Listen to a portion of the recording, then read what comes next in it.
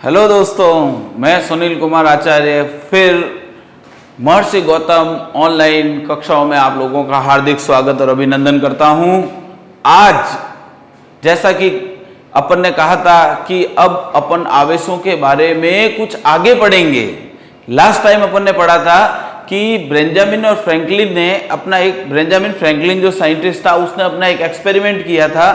उस एक्सपेरिमेंट से उसने क्या बताया था कि आवेशों के कितने प्रकार होते हैं, धनावेश, ऋणावेश। और उसके बाद उसने अपने निष्कर्ष के अंदर एक बिंदु और कहा था। क्या कहा था कि किसी भी वस्तु के अंदर आकर्षण और प्रतिकर्षण जो होता है वो डिपेंड करता है आवेश की प्रकृति पर। यदि आवेशों की जो प्रकृति है वो एक जैसी है, दोनों प्लस हैं तो आपस में प्रतिकर्षित करेंगे, दोनों माइनस हैं तो प्रतिकर्षित करेंगे। लेकिन यदि दोनों विपरीत प्रकृति के हैं तो एक दूसरे को आकर्षित करेंगे। समझ में आई कि नहीं आई बात? तो समान आवेशों में जो है वो प्रतिकर्षण होता है और असमान आवेशों में आकर्षण होता है। ये बात किसने कही थी? बेंजामिन फ्रैंकलिन ने। इसी आधार पर अपन ने एक बात और कही थी कि फ्रैंकलिन जो है वो आवेश का सबसे छोटा मात्रक है। ठीक है, तो चलिए आज अपन अपने फिजिक्स के अंदर आवेशों से संबंधित एक नई चीज, एक नए टॉपिक के आगाज की ओर बढ़ते हैं, जिसका नाम आपके सामने है आवेश से संबंधित नियम। देखिए, आवेश जो टॉपिक हम पढ़ रहे हैं, हर एक चीज, हर एक वस्तु की कुछ ना कुछ बाध्यताएं होती हैं, कुछ नियम होते हैं। उन नियमों के अंदर ही वो चीज कार्य करती है। तो आवेश किन नियमों के अंतर्गत कार्य करता है, आवेश की क्या बाउंडेशंस हैं, तो वो चीज समझेंगे अपन आज इस टॉपिक के अंदर। तो आप लोगों की आज्ञा से, आप लोगों के बड़े उत्साह के साथ आज अपन ये नया टॉपिक आवेश से संबंधित नियम स्टार्ट करने वाले हैं। तो चलिए हेडिंग लगा देते हैं अपन, आवेश से संबंधित नियम। आवेश से संबंधित नियम। मजा आ जाएगा, आज तो नई चीज पढ़ने वाले हैं, उत्साह भरपूर है। बस इसी उत्साह की आवश्यकता है। यही उत्साह अगर आप एंड तक रखेंगे तो ये गारंटी है कि 12th बोर्ड के अंदर आपके 100 में से 100 अंक लाने से कोई नहीं रोक सकता। इस चीज की मैं आपको गारंटी लेके देता हूं। ठीक है, तो चलिए पहले नियम की ओर बढ़ते हैं। बड़े प्रेम पूर्वक पहले नियम को पढ़ते हैं। पहला नियम जो है वो क्या है, क्या कहने वाला है, इस नियम का क्या नाम है सर, ये सब बातें आप हमें धीरे धीरे बताते जाइए और हम इसको धीरे धीरे बड़े प्यार से समझते जाएंगे। बहुत ही बढ़िया। तो पहला नियम आपके सामने मैंने लिख दिया, योज्यता का नियम, जिसे हम कहते हैं इंग्लिश के अंदर एडेसिव लॉ। क्या बोलते हैं? Adhesive law. तो अब बात आती है कि सर ये एडेसिव लॉ क्या है, एडेसिव लॉ में क्या होता है, हमें थोड़ा बताइए, क्या नियम है। तो बेटा देखिए क्या होता है कि यदि अपने पास कोई वस्तु है, कोई भी वस्तु है, कोई निकाय है, तो किसी भी निकाय के अंदर आपको अगर ये पता लगाना है कि उसके अंदर कितना आवेश है, तो उस वस्तु के अंदर कितना धनावेश है और कितना ऋणावेश है, उसका क्या कर लेना चाहिए? बीजगणितीय योग कर लेना चाहिए। बीजगणितीय यानी कि एल्जेब्रिक सम। अब आप कहेंगे सर समझ में नहीं आया, क्या कहना चाह रहे हो? तो वापस सुन लीजिए एक बार कि किसी भी वस्तु में जो नेट आवेश होता है, कुल आवेश जो होता है, वो उस वस्तु के अंदर कुल धनावेश और कुल ऋणावेश के बीजगणितीय योग के बराबर होता है। देखिए एक एग्जांपल से अपन इसको आसानी से समझ सकते हैं। जैसे मेरे पास एक निकाय है, ये रहा, ये निकाय है, एक सिस्टम है। सिस्टम क्या होता है, निकाय क्या होता है? निकाय जिसमें क्या होते हैं? कण होते हैं। निकाय की परिभाषा यही है, कण से मिलकर बना जो समूह होता है उसे निकाय कहते हैं। जिसमें कण हो, ऐसे समूह को, जिसमें बहुत कण हो, कम कण हो, लेकिन कण हो, कणों से मिलकर जो बना समूह होता है उसे हम सिस्टम, निकाय, तंत्र कहते हैं बेटा। तो ये मेरे पास एक सिस्टम है। तो इस सिस्टम के अंदर अगर बात की जाए कि प्लस का 7 कूलाम चार्ज है, प्लस का 3 कूलाम चार्ज है, माइनस का 1 कूलाम चार्ज है, माइनस का 2 कूलाम चार्ज है, तो मुझे किसी ने कहा कि भाई इसके अंदर कुल आवेश कितना है, ये भी है, ये भी है, ये भी है, ये भी है, तो नेट आवेश कितना है? तो कुछ नहीं करना है बेटा, इसका बीजगणितीय योग कर लेना है। Q नेट बराबर क्या होगा? 7 और 3 इनको प्लस कर लें, और जो माइनस वाली संख्या है -1 और -2, तो 7 और 3 हो गए 10 प्लस के, और ये हो गए -3। यानी कि अगर बात की जाए तो यानी कि हम कहें तो टोटल हो जाएगा प्लस का 7 कूलाम चार्ज। बिल्कुल सिंपल। देखिए हमने इसको प्लस माइनस वाले योग को बीजगणितीय योग बोलते हैं। किसी भी निकाय में जो नेट आवेश होता है वो उसमें जितना धनावेश है और जितना ऋणावेश है उसका बीजगणितीय योग के क्या होता है? बराबर होता है। ये तो बिल्कुल सिंपल। इंग्लिश में कहें तो the net charge inside the system is algebraic sum of all positive and all negative charge included in it. यानी उसमें जितना है उसका सम कर लो, एल्जेब्रिक सम कर लो। तो चलिए आगे बढ़ते हैं। इसी से रिलेटेड एक छोटी सी बात और करते हैं। नियम क्या बताया मैंने, वो अपन नियम आपको जो है वो भेज दिया जाएगा, तो उसकी चिंता ना करें कि आप सर आपने नियम नहीं लिखा, तो नियम आपको पीडीएफ के अंदर लिख देता हूं। अगर आपकी सहूलियत के लिए आप चाहते हैं तो लिख भी देते हैं कि आवेश एक मिनट, किसी निकाय में क्या लिखेंगे? किसी निकाय में, कुछ बच्चे कहेंगे सर बाद में हम देखें नहीं देखें, तो आप तो हमें अभी लिखा दीजिए। कोई बात नहीं प्यारे बच्चों, किसी निकाय में नेट आवेश उस निकाय में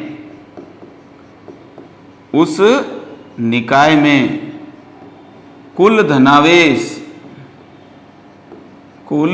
धनावेश व कुल ऋणावेश के बीजगणितीय योग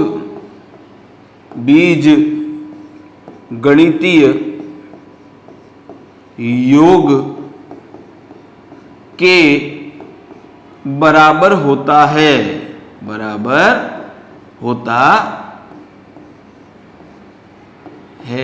चलिए मजा आ गया। ये नियम भी लिख दिया, किसी निकाय में नेट आवेश उस निकाय में कुल धनावेश और कुल ऋणावेश के बीजगणितीय योग के बराबर होता है। चलिए आनंद आ गया, पहला जो नियम है वो समझ में आ गया। इस नियम से संबंधित कुछ और प्रश्न अपन करने वाले हैं जो बोर्ड में आए हुए हैं।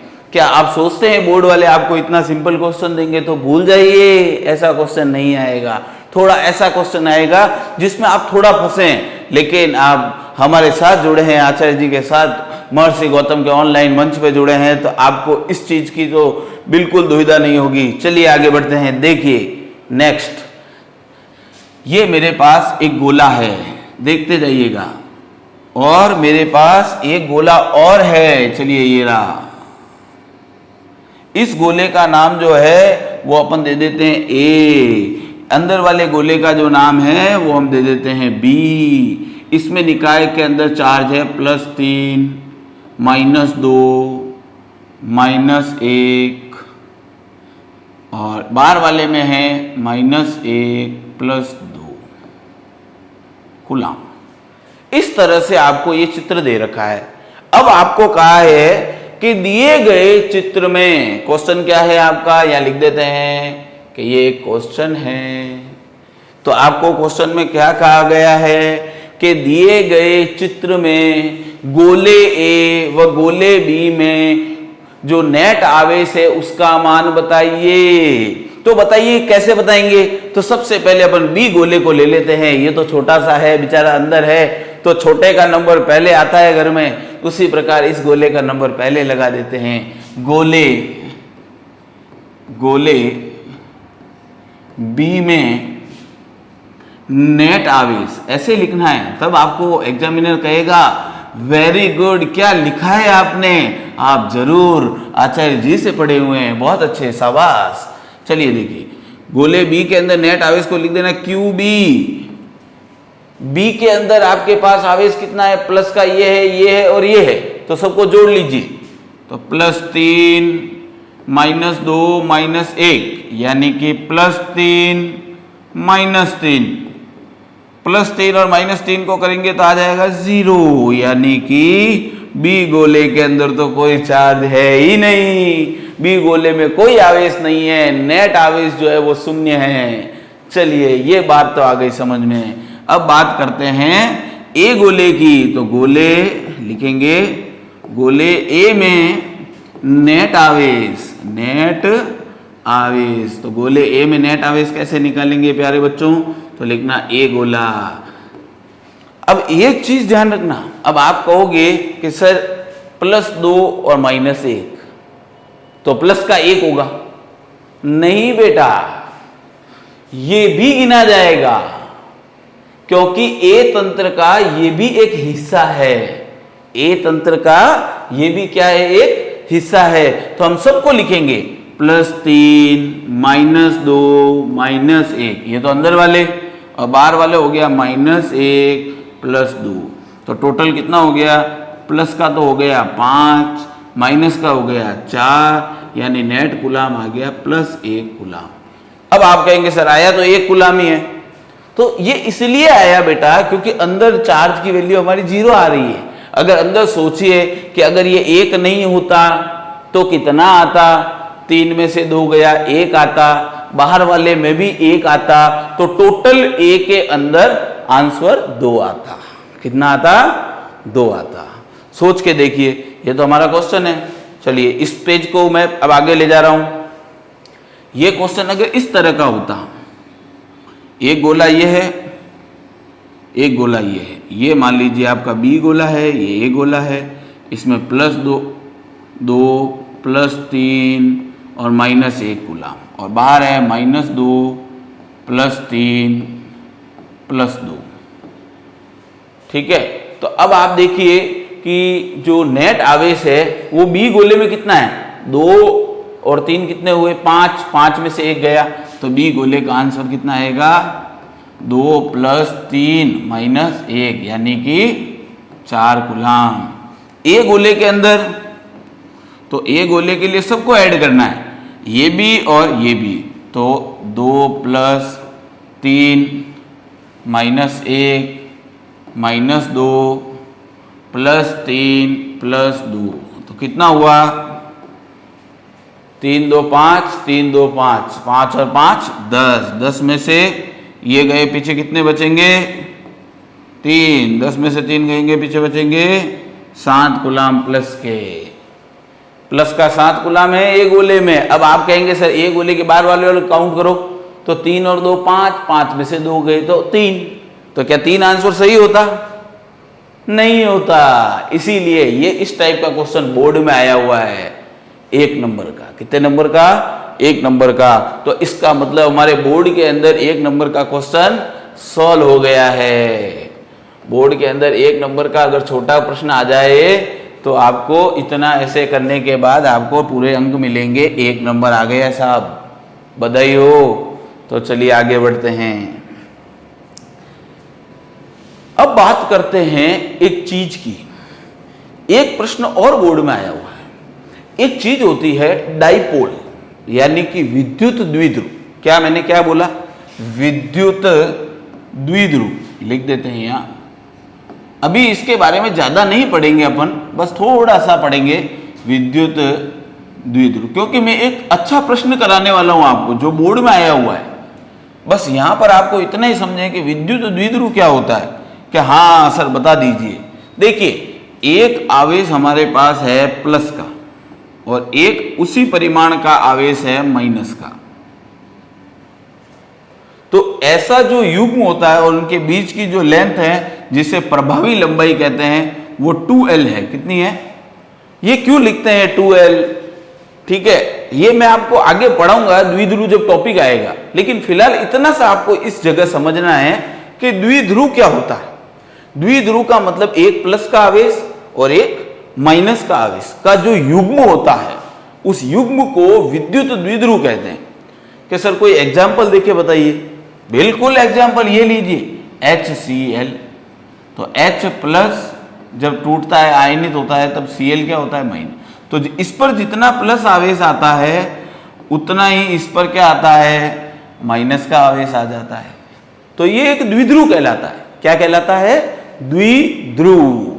अब एक बोर्ड में प्रश्न आया कि साहब एक गोला है, उस गोले के अंदर एक विद्युत द्विध्रुव रखा है। क्या रखा हुआ है? 1 रखा हुआ है, 2 रखा हुआ है, 10 रखा हुआ है, 1000 रखा हुआ है। कितने रखे उससे कोई फर्क नहीं पड़ता। लेकिन कहा गया है कि एक गोले में एक विद्युत द्विध्रुव रखा है। क्वेश्चन सुन लीजिए, एक गोले में एक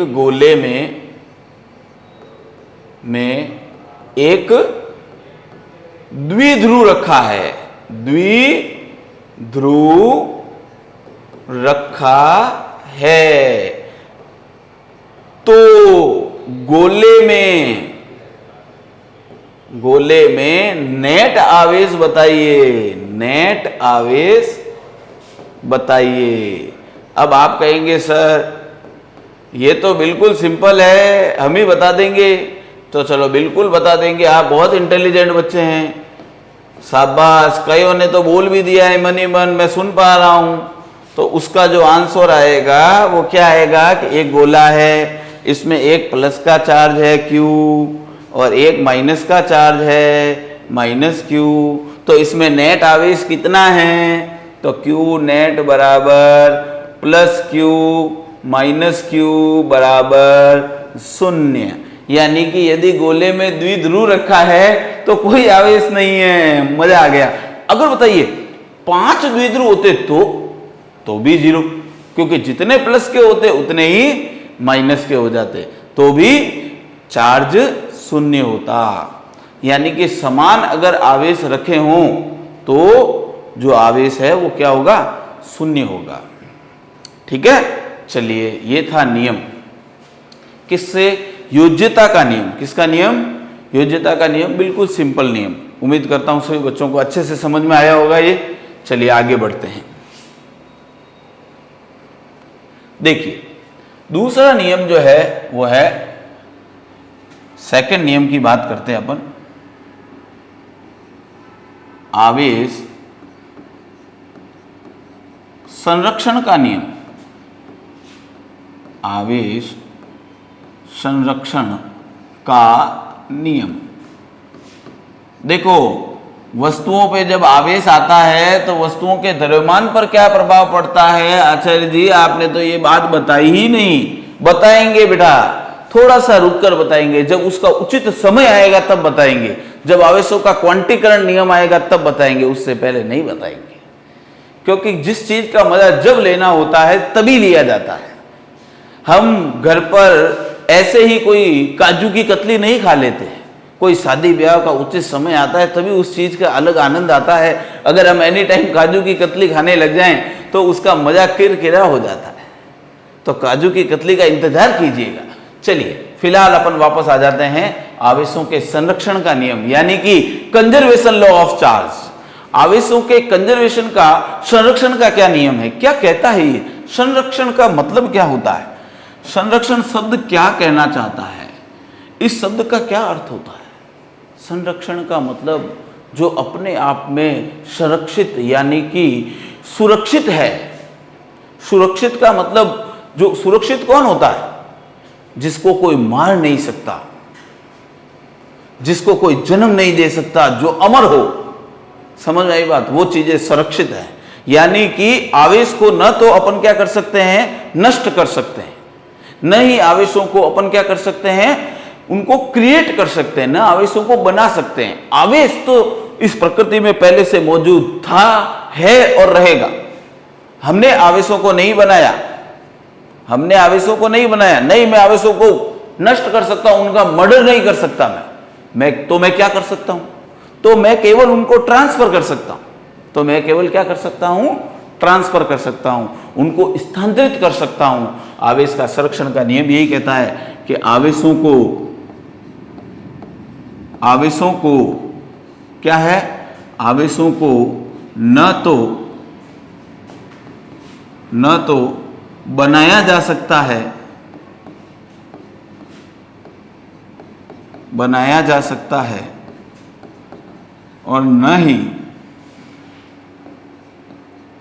और न ही नष्ट किया जा सकता है, नहीं नष्ट किया जा सकता है, किया जा सकता है। तो क्या किया जा सकता है? केवल स्थानांतरित, केवल स्थानांतरित किया जा सकता है। स्थानांतरित का मतलब तो लिख देते हैं, केवल एक वस्तु से, केवल एक वस्तु से दूसरी वस्तु पर, दूसरी वस्तु पर स्थानांतरित कर सकते हैं, स्थानांतरित किया जा सकता है, किया जा सकता है। मजा आ गया, क्या पढ़ा है, क्या आवेश, क्या चीज है, मजा आ गया है। कितनी गजब की चीज है। इसको मतलब बना नहीं सकते, इसको अपन खत्म नहीं कर सकते, केवल ट्रांसफर कर सकते हैं। सर कैसे? जैसे मैंने कहा कि मेरे पास, मैंने आपको पहले भी एक एग्जांपल दिया था, दो वस्तुएं हैं, इसमें प्रोटॉन और इलेक्ट्रॉन की संख्या समान है, तो मतलब यह है कि यह उदासीन वस्तु है। उदासीन वस्तु का मतलब है कि इसमें आवेश, नेट आवेश शून्य है, इसमें भी नेट आवेश शून्य है, यानी उदासीन वस्तुओं में आवेश नहीं होता है। लेकिन अगर मैं इनको आपस में रब करूं, एक दूसरे से घर्षण करूं, तो इलेक्ट्रॉन का ट्रांसफर हो जाता है, और जब इलेक्ट्रॉन का ट्रांसफर होता है तो ये नेगेटिव हो जाती है और ये क्या हो जाती है? पॉजिटिव। तो आवेश को हमने क्या किया? इलेक्ट्रॉन के ट्रांसफर से वस्तुओं को आवेशित किया। तो मतलब आवेश तो पहले से ही मौजूद था, इसके अंदर अगर इलेक्ट्रॉन नहीं होता तो क्या ये धनावेशित या ऋणावेशित होती? नहीं होती। यानी आवेश तो पहले से ही मौजूद है, हमने तो क्या किया? उसको केवल स्थानांतरित किया, केवल ट्रांसफर किया। तो चार्ज जो है वो चार्ज एक कंजर्वेटिव क्वांटिटी है। Charge neither can be create or destroy, only transfer, only transfer from one body to other body, केवल स्थानांतरित कर सकते हैं। आनंद आया, मजा आ गया। तो आपको पूछे संरक्षित राशियों में तो हम आवेश को भी शामिल कर लेंगे। जैसे भगवान जो अमर हैं, तो उनको क्या है? पीढ़ी दर पीढ़ी आज तक वो चले आ रहे हैं। लोग ज़्यादा से ज़्यादा इस मंदिर से उस मंदिर, उस मंदिर से इस मंदिर में उनको स्थानांतरित करके उनकी पूजा पाठ करते हैं। तो आवेश भी जो है भगवान तो नहीं है, लेकिन एक अच्छा गुण है पदार्थ का, जिससे केवल क्या किया जाता है? स्थानांतरित किया जाता है। बहुत ही बढ़िया, बहुत ही उत्तम। तो आज अपने आवेशों से संबंधित दो नियम पढ़े बेटा, बहुत ही अच्छा लगा, बहुत ही मजा आया। तो अगर आपको वास्तव में मजा आया तो इसी अपने जो चैनल को अपने और बच्चों के साथ शेयर करें, उनको भी बताएं और उनको भी इससे जुड़ने की सलाह दें, और आगे इसी तरह से आनंद आता रहेगा। और जो नियम है उसके बारे में अपन डिस्कस करते जाएंगे। धन्यवाद बहुत बहुत।